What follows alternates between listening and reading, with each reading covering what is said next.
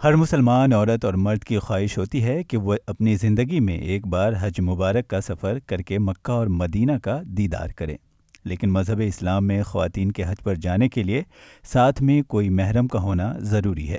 اسلام کی روح سے خواتین کا بغیر محرم کے حج پر جانا ممنوع ہے،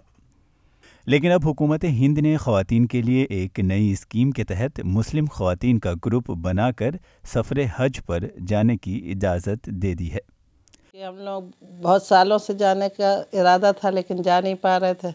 شوہر کی بھی طبیعت ٹھیک نہیں رہتی ہے تو وہ مجبور تھے جانے کے لیے۔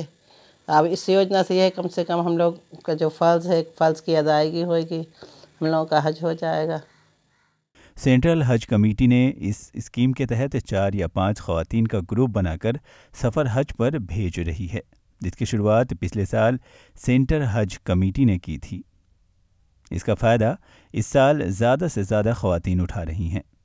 یہ یوجنا بہت صحیح کی ہے سرکار نے، اس سے ہم لوگوں کو بہت خوشی ہے، اور ایک کا سہارا ایک رہیں گے اور سب پہنچ جائیں گے وہاں، اور وہاں سب کا سہارا رہے گا۔ وہاں ہمارے آقا اور جو ہمارے ساتھ وہ رہیں گے وہ ہم لوگوں کی مدد کریں گے۔ Central Hajj committee of India کی اس اسکیم کے تحت سفر حج پر جانے والے خواتین نے خوشی کا اظہار کرتے ہوئے کہا ہے کہ یہ فیصلہ ان خواتین کے لیے بہت اچھا ہے جو بیوہ ہیں یا جو محرم نہ ہونے کی وجہ سے سفر حج سے کئی سالوں سے محروم تھی۔ شاسن دوارا جو پچھلے سال مہیلاؤں کے لیے ایک نیتی نردھارت کی ہے کہ جو ویڈو مہیلائیں ہیں جن کے کوئی محرم نہیں ہے، اکثر وہ مہیلائیں حج یاترا سے ونچت رہ جاتی ہیں، لیکن شاسن کی نیتی کے انوسار انہوں نے 4 مہیلاؤں کے گروپ کو یا 5 مہیلا کے گروپ کو حج پہ جانے کی انومتی وداؤٹ محرم کی دی ہے، جس کا فائدہ ہمارے بھارت ورش میں بہت سی وڈو مہیلاؤں کے لیے